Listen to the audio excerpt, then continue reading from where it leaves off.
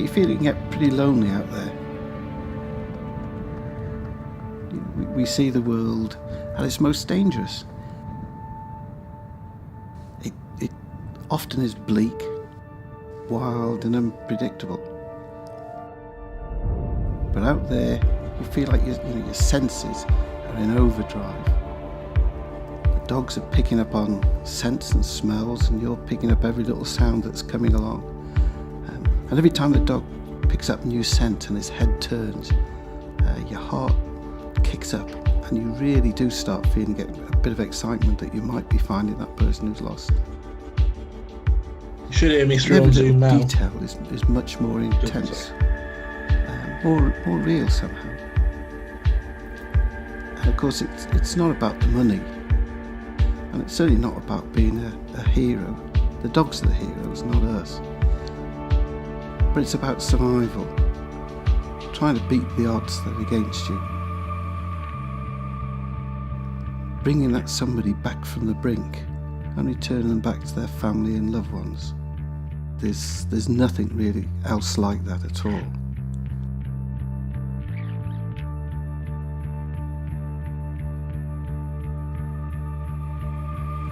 There's a definite mutual respect there with the members of the emergency services who rely on us to assist them in any environment, day or night, whenever they get the call.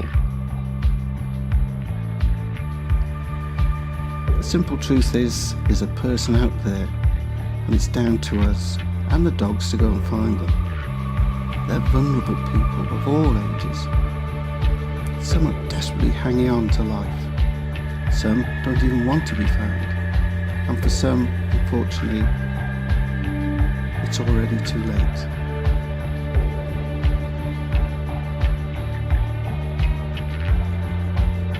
You really never know what you're going to find when you're out on a search. You've got to be ready for absolutely anything. And that tells you a lot about the people who volunteer.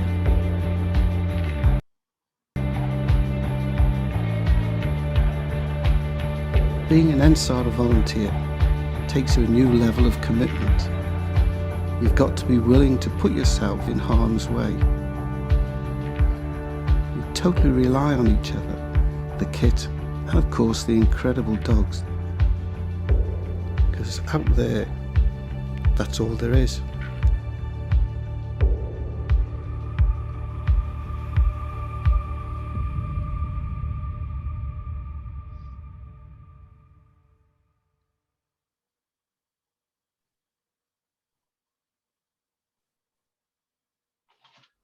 Hello there, everyone.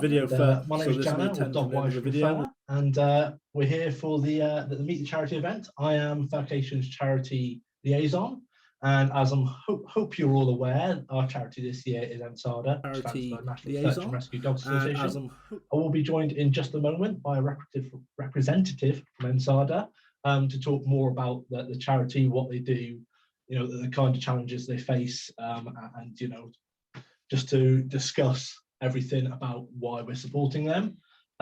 Just a few things though. Hopefully you're also all aware that at any point you can donate to NSARDA using the link that we've got. Hopefully it should be put up in chat shortly, but it is nsarda.enfuse.com/Furcation. And also we have got a charity auction going on all weekend. Number of items on there. There'll be more about that a bit later. But again, if you want to have a look or bid on some items, the address for that is ebay.co.uk/USR/Furcation.org. As I say, so without much further ado, I'll introduce our representative from NSARDA, which is Paul Durham. He's over on a slightly different machine, so we're just going to switch over there and we'll start there and you'll all meet Paul.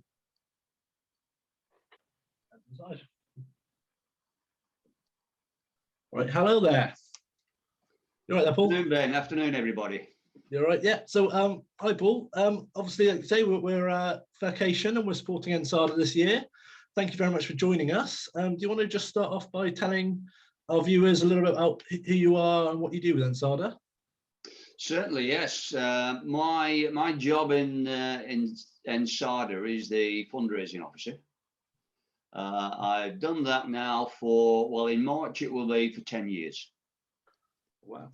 So my background is I've been a member of my mountain rescue team. This is my 48th year. Wow. And in that time, obviously done thousands of rescues and started to see the work of the search dogs. And then in 2000, we bought a family pet. All right. A golden Labrador. Yeah. Which we called Max. The reason why we called it Max is, if anyone knows, if you're trying to find dog-friendly accommodation anywhere, the advert usually states one dog max. So that's why we called him Max. And once he got to about 1 year old, we then started to train him for a search dog. I see. And that was the first time I really came close to understanding the work of the search dogs, both regionally and nationally. And that's how it's gone from there. Oh, wow. So, yeah, it's been with them a while, and your own search dog there as well, yeah. You say, like you say, you got involved with NSARDA through sort of Max, and just can you tell us a little bit about the history of NSARDA and sort of exactly what it is that the organisation does there? Sure. NSARDA started really back in 1966 with the famous Scottish mountaineer and team leader of Glencoe Mountain Rescue Team, Hamish McInnes, being invited over to Switzerland to see the work of the Swiss avalanche dogs. Right. He came back, realized that by modifying the training techniques, they could use dogs as a search tool. I see. So that's what he then started to do. And shortly after, NSARDA UK was formed, right, which developed over the years until 1970, when Scotland, England and Wales separated. Right. Typically the Scots go and do their own things. I don't know how many Scots are out there, but they're probably all nodding away now anyway.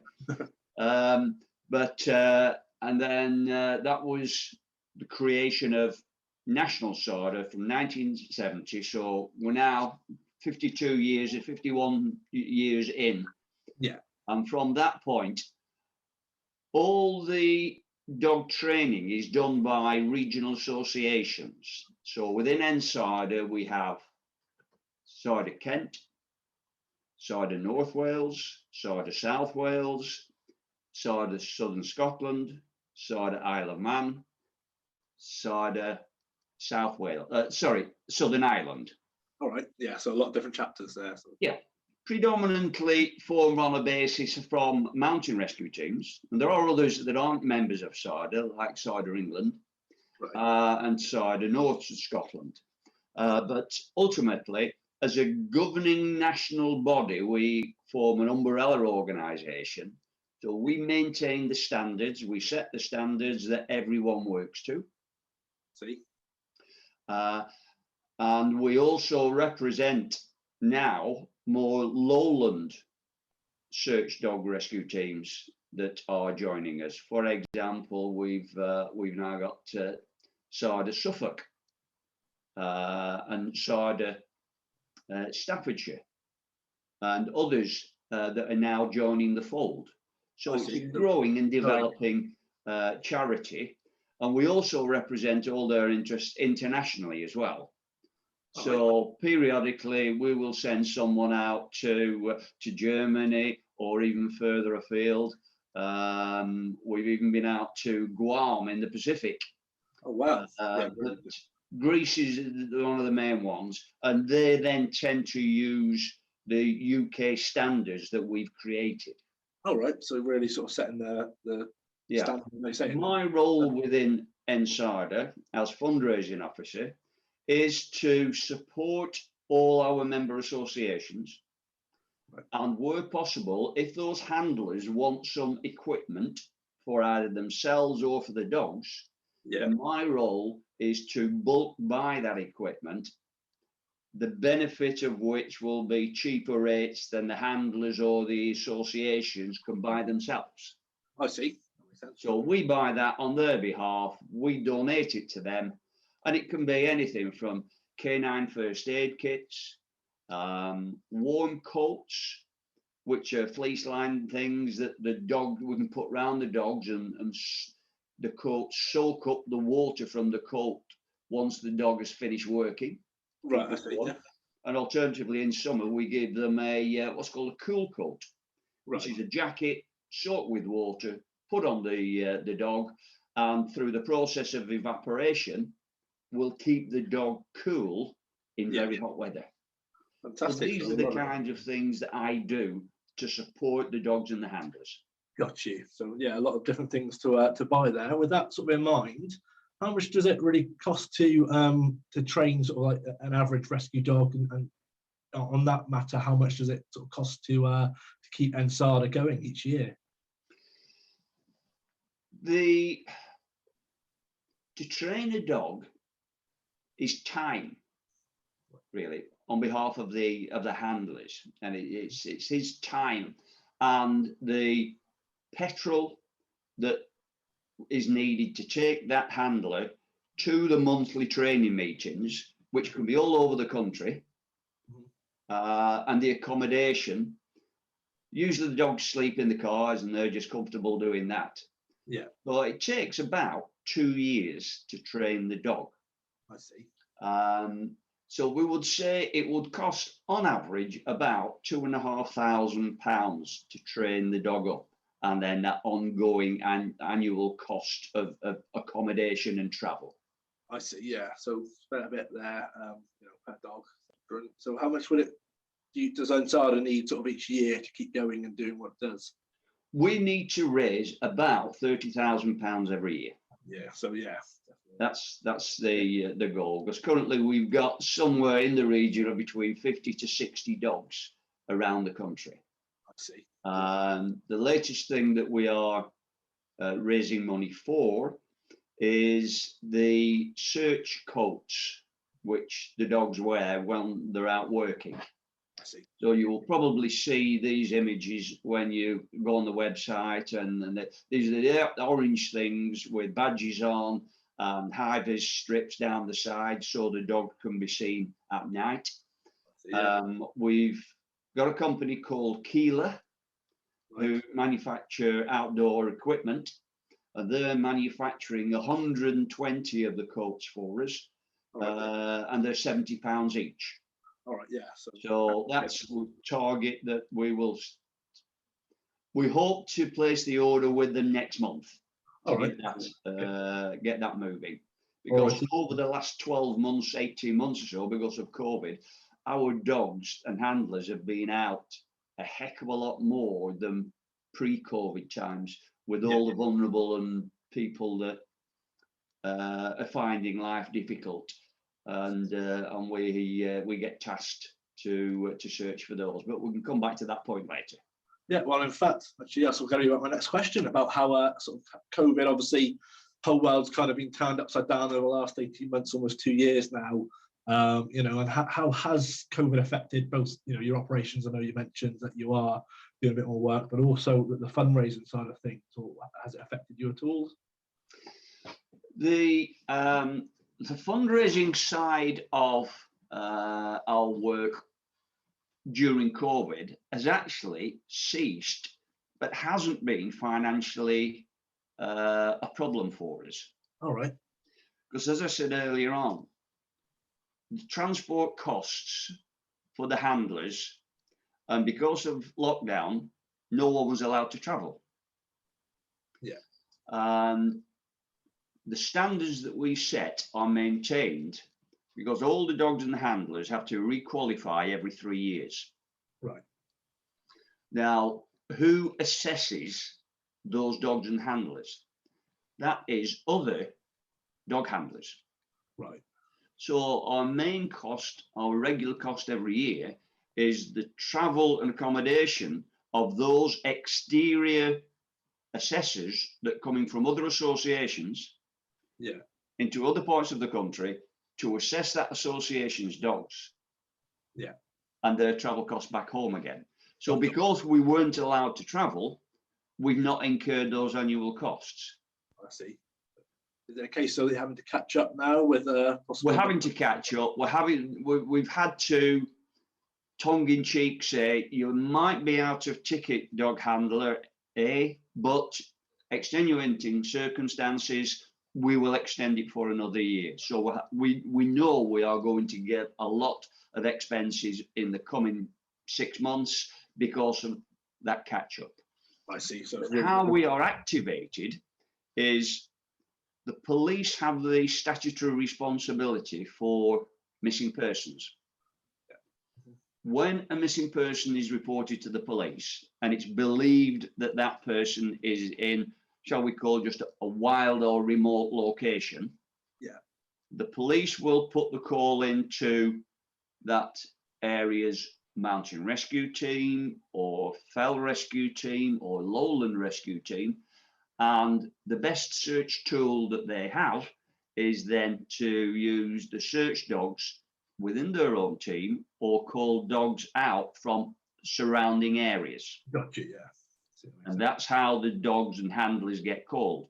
But all the handlers are members of mountain, fell search or lowland rescue teams predominantly. And that is because if you're a dog handler, you've been tasked with searching for someone and you find that casualty, you are then a one-man rescue team or a one-woman rescue team. You have to know how to navigate, to use a radio, to operate safely in very bad weather, to do primary care, first aid on that, and look after that casualty until assistance comes.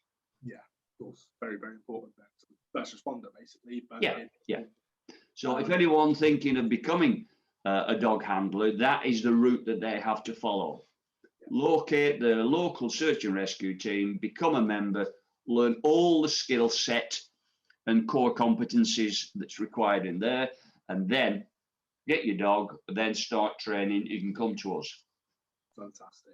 See, so obviously you mentioned, fell rescue, mountain rescue, etc.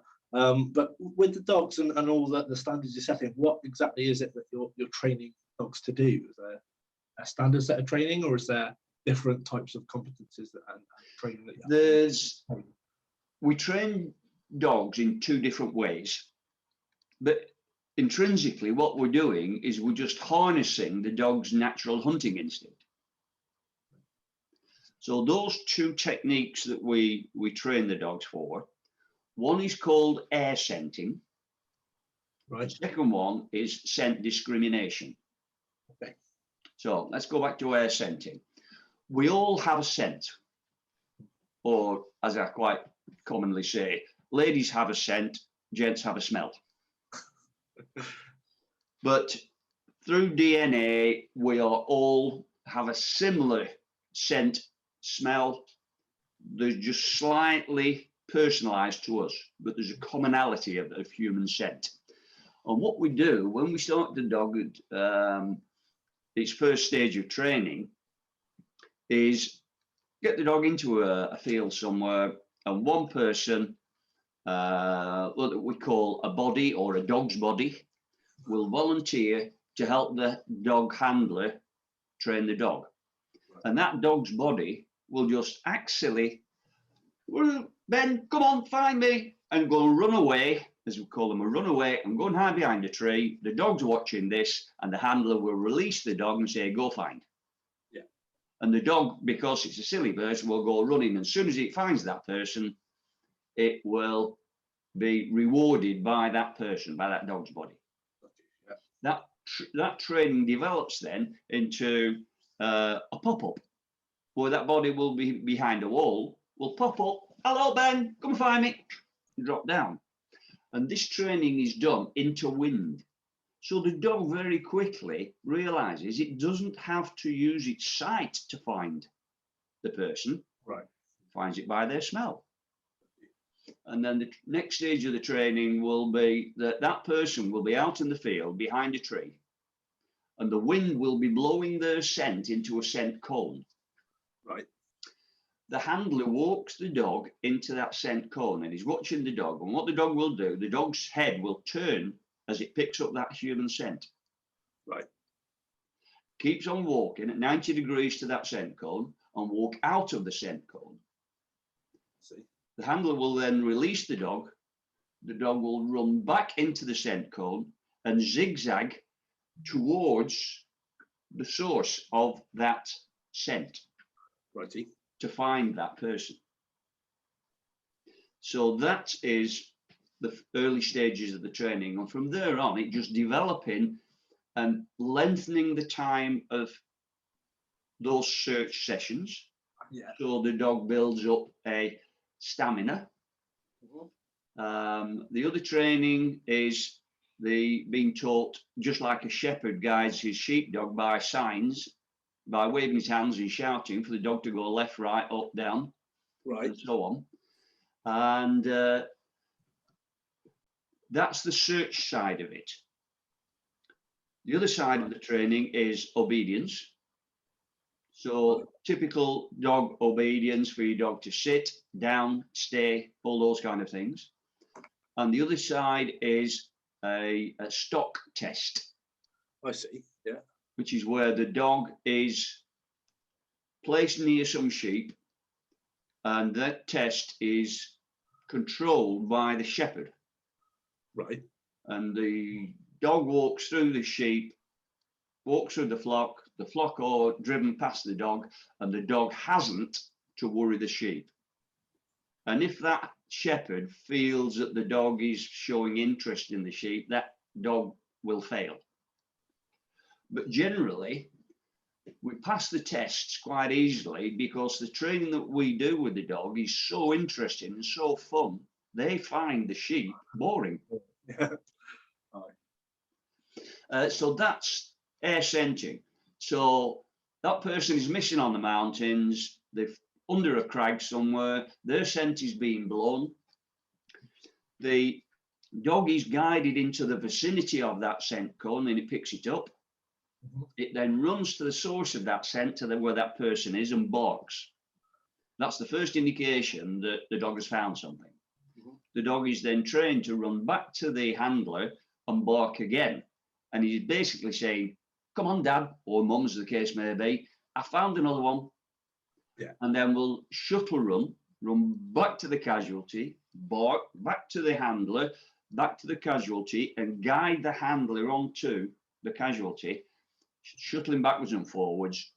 And the dog is doing that simply because until the handler gets to that person, the dog does not get its reward, which is invariably its squeaky toy or its tennis ball or whatever treat the handler has found out that the dog really works for.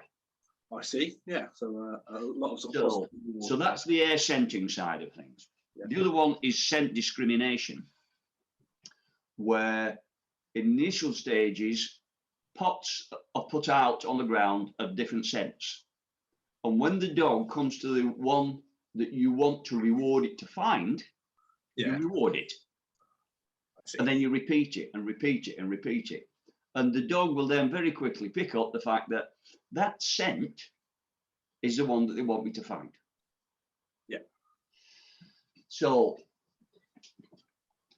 as I walk around my home, I am dropping tens of thousands of dead skin cells. Sounds horrific, but we call it talcum powder to be nice. Yeah. And that scent is unique to me. So once the dog has realized that to be given a scent, that scent drops onto the floor just like snowflakes and can be blown up against a wall, and to trail that scent in place of tens of thousands of other scents, but they are ignored because the handler has given the dog just that one scent. And that one scent is maybe an item of clothing, a pillowcase, or maybe even in the case of a missing person's car has been found in a remote lay-by. The police have broken into it. We cut a piece of the seat belt off, give it to the handler, and in the case of that car, the handler will walk the dog around the car. Right. And the dog will pick up a scent trail away from the vehicle. Right, I see. So just like the old-fashioned bloodhound, Yeah. the dog is on a long leash, and with his nose to the ground, it will follow that scent. Now, that scent may be miles long, but it doesn't matter, because every so often the dog gets a rest, it gets to smell that item of clothing again, it picks that scent trail up and carries on. So that is unique. So that not only can be used to find someone in remote areas, you can find them in the middle of towns. And there is a video of the naturalist, his name escapes me at the moment, being trailed through the middle of Manchester. Right. 2.5 kilometre trail. And the dog trails him from the start right to a cafe where he was sat. And just to give you an indication of how good that is, my own team a few years ago were reported a gentleman missing. His car was found at Blackpool Airport. Right. So our scent discrimination dog handler and his dog went to the car, picked up the trail leading from the car that went across the car park into the pub to a particular booth. It then went out of the pub through the other door, Yeah. down the road, across the level crossing, into a door of a block of flats, Wow. to the lift. They went in the lift up to the first floor. There was no exit trail on the first floor. Up to the second floor, there was no exit trail. Up to the third floor, there was an exit trail up to a hotel room. Oh, wow. Yeah. Policeman that was accompanying knocked on the door, and there was a gentleman with a young lady that wasn't his wife. Yeah. Say no more. So that is the kind of techniques that we use. That second technique of scent discrimination, we also use for DVSD, which stands for Drowned Victim Search Dogs. Right. Where we put the dog and the handler in the bow of a small boat on a lake or a reservoir somewhere. And sadly, when someone drowns, but yet their scent will come up to the surface of the water, the dog can pick up that scent, will indicate by barking, Right. which then reduces the size of the search area for the divers to go down and find that person. Yeah. So a lot of different skills, and obviously very high skilled. Yeah. So that, in a nutshell, is what we train the dogs to do, and it's all reward based. You know, as soon as they find, and that's why they do it so much and so well, is because of the reward that they know they will get at the end of it. Got you. So I'm going to have to apologise because it looks like the Zoom meeting, due to the limitations of the system we're using with Zoom, it looks like it's going to end shortly. So we might all need to reconnect to continue with this. So I don't know if the guys on the stream just want to stop the stream for a moment there, and then if we can all literally reconnect to the meeting here. We've got all the invites there. We should be able to start again shortly. I do apologise. Something I didn't envisage happening, but Zoom's warning me that it is going to shut down imminently, and we'll have to restart the meeting. So won't be a second there, guys. All right.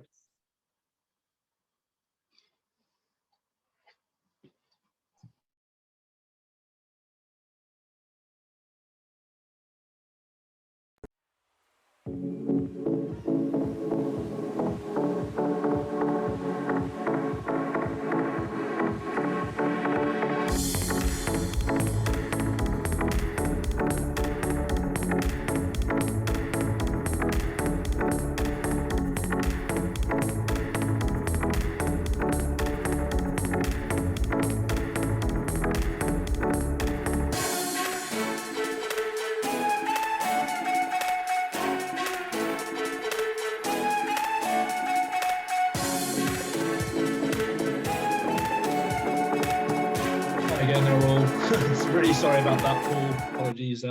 Didn't realise it was just saying that going to go there. But yeah, we're back now. So apologies about that, everyone on the stream. So we are back. So we'll carry on with where we were with the obviously you've gone through all the what you do train the dogs for. Are there, given all the skills that they need and the drives that the dogs need to complete these different kind of air scenting and scent discrimination, that kind of thing, is there any particular breeds that you look for, or particular traits beyond the sort of ability to have a decent smell? Generally, as I said earlier, they have this natural hunting instinct, which is stronger in some breeds than others. Right. Most of the search dogs are border collies, springers, setters, Labradors, even German Shepherds. And there probably are other breeds as hoverworts is another one as well. But there are some breeds like Huskies who just do not have that instinct to play with human beings. Mm-hmm. They're very insular. So it will be a heck of a job to try and train a Husky. Yeah. Now, all these different breeds have their strengths and weaknesses. Right. And the dog will learn at its own particular speed. So we say about 2 years, but some dogs pick it up very quickly and within 12 to 18 months are graded. Others Right. take a little longer. Right. For example, my dog Max, he was a golden Labrador. Yeah. They are known to have a better nose than collies. But collies are easy to train. Collies have much greater stamina than Labradors. See, yeah. But German Shepherds can work through deep snow for a heck of a lot longer than a Springer Spaniel. Mm-hmm. So it's getting to work around the dog's abilities and capabilities. And that's the skill that the experienced handlers will pass on to the new ones coming through. Got you. I see. Yeah, very interesting there. Yeah. So I mean, obviously, gone through. I think you've answered my next question about how you motivate the dogs to do the duties. Obviously, it is all with the rewards, like you're saying, the play. Being as you've been with NSARDA for some time, have you got a sort of favourite story that you've got from your time there, or that you've heard at all? Well, a couple. When I was training my dog, he was doing all right. We finally realised that he was epileptic, so we had to suspend the training, unfortunately. But before we got to that point, we were training and we put some bodies out.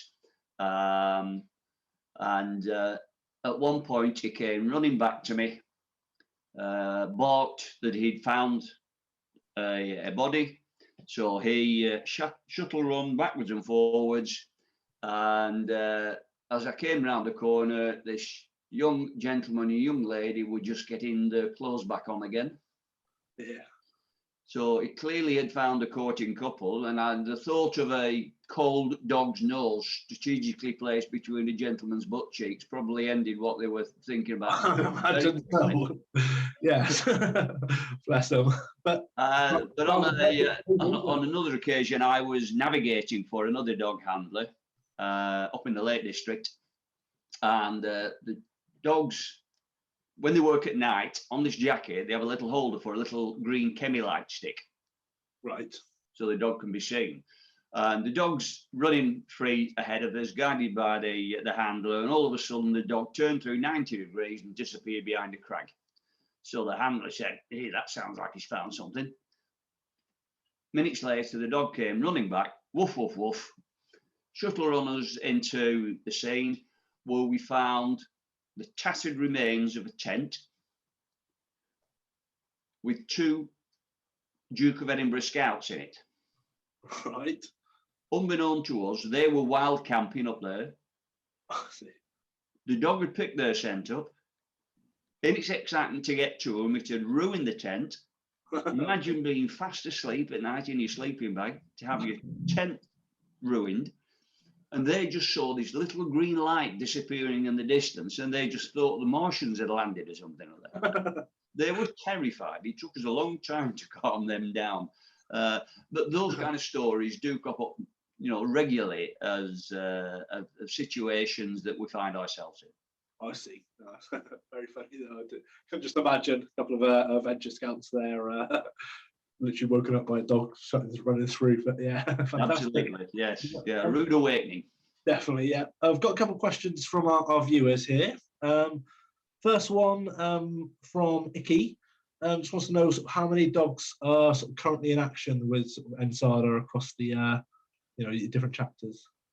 We're in the region of about 50 to 60 dogs at the moment. Clearly, the more dogs we have, the better service we can provide. Yeah.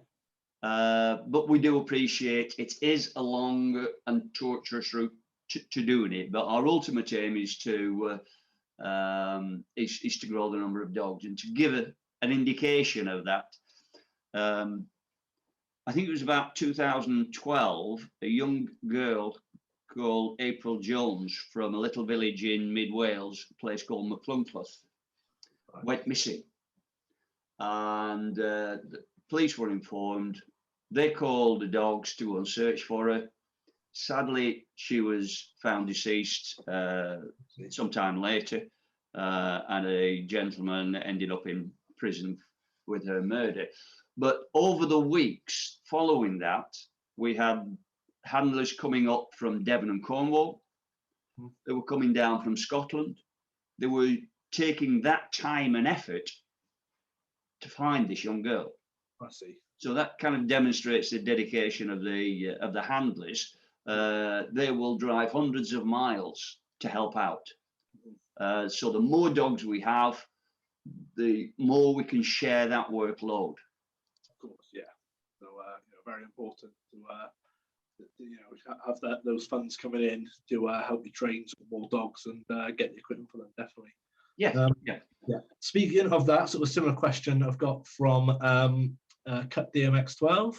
So you said there's 50 to 60 dogs you've sort of got in active service at the moment. How many dogs do you have at NSARDA currently going through their sort of initial training? Oh, that's a difficult question. Because of COVID, we as an organisation have not been able to get together as regularly as we have been doing so. So yeah. Probably the number of trainee dogs and handlers has been suspended at the moment. We need to get to the point of where we can then start to travel, and these new generation of handlers can come along. So COVID has influenced the development of the association's work. Yeah. In that respect. I see. Yeah. So obviously, you need as much money as you can to sort of get that back on track and to get those new dogs in there. Yeah, yeah. As COVID is being controlled, I say that with a small c, and life is getting easier for us, it will be in a couple of months' time, we will have that ability to get together as an organisation. Yeah. As a rescue service of mountain rescue and lowland rescue and search dogs, a lot of the rescue teams haven't been able to work and train together, because if you get, as in my own team's case, my team's called Bold and Pennine, we're based up in Lancashire. If we get 60 people in a room for training, that's a super spreader event for COVID. Of course, yeah. And that means a whole rescue team out of service doing the job that they should be out there doing. So yeah, we're all still socially distancing. We're all still wearing masks and gloves when we get to a casualty, because we don't want to receive it or to transmit it. So we are still being affected by COVID as we speak. I see. Yeah. So, but yeah, a lot of changes, but it sounds like you're doing all the right things. Yes. Another interesting question here, actually, from Snap Style. Obviously, we went through sort of like what kind of breeds you tend to go with for rescue dogs. But does sort of gender of the dog, male, female, make any difference? Is one None whatsoever. No. No, they're we take all breeds, all types. Fair enough. Yeah, that's good. Good. Yeah. And I think we're sort of running out of time, but one more interesting question again from Cut DMX. If the public wanted to sort of get involved in helping with the training, things like being a dog's body or stuff like that, how could they get involved in that?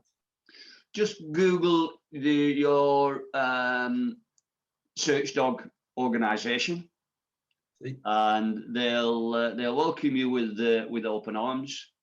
The basic qualifications for being the dog's body is your sociability in and around dogs, your ability to keep yourself warm and dry when you're led out in the country for 8 hours a day. Yeah. You know, most people just take the sleeping bags, get the Kindle, put the headphones on, and just sit there comfortable and warm, just waiting for a dog to turn up. And when it does turn up, it's your turn to play stupid. Fantastic. Yeah. And on a similar note, someone wanted to get more involved in not just things like being a dog's body, but actually sort of looking at training a dog and being a search and rescue dog handler themselves. How would you sort of advise them to sort of go about that? What advice would you give? Again, you can go onto the NSARDA website where all our member associations are based. But I say, because they're all members of mountain or lowland rescue teams, then just Google search and rescue in whatever county you're in and see what it flags up, and give them a call. And again, searching for missing persons is a very labor intensive operation, so the more people that can get involved to go out and search for those missing persons would be welcomed. Fantastic, definitely there. So if anyone is interested in that, then 100% get in contact with your local NSARDA there. Yeah. I think that's probably all we've got time for as far as the interview is concerned. So all that really remains is for me to thank yourself, Paul, there for coming along there. Was there any final words you wanted to say, though, before we wrap up? From me, it's just a matter of enjoy the countryside. It's there to be enjoyed. Just remember to take your waterproofs, your hat, your gloves, your map, your compass, and know how to use them. All right. Technology on the phone of you know, what 3 words and all these kind of things are all great. They are all an asset, an extra tier. But basic navigation using a map and compass is the principal one, because when your battery goes on your phone, all that technology is going to be useless. Makes sense. Yeah, absolutely there. Fantastic. So thank you so much again for joining us and for all your support in giving us information and everything there, sort of behind the scenes for myself in the run up to the event. Honestly, to all our viewers, do want to say, as you've seen, the work that NSARDA do is really important. It's not just obviously the happy times where you find something silly, like they say, people venture scouts or something like that have just got a little bit lost. There are those times where we see things like on the news that everyone gets behind.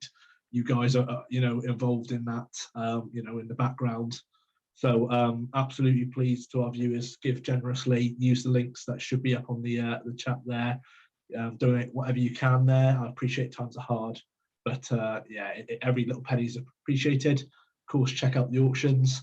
There will be more on that a bit later, but I think that's all we've got sort of time for there. Thank you very much again, Paul, for joining us, and thank you to all our viewers for their support and their viewership.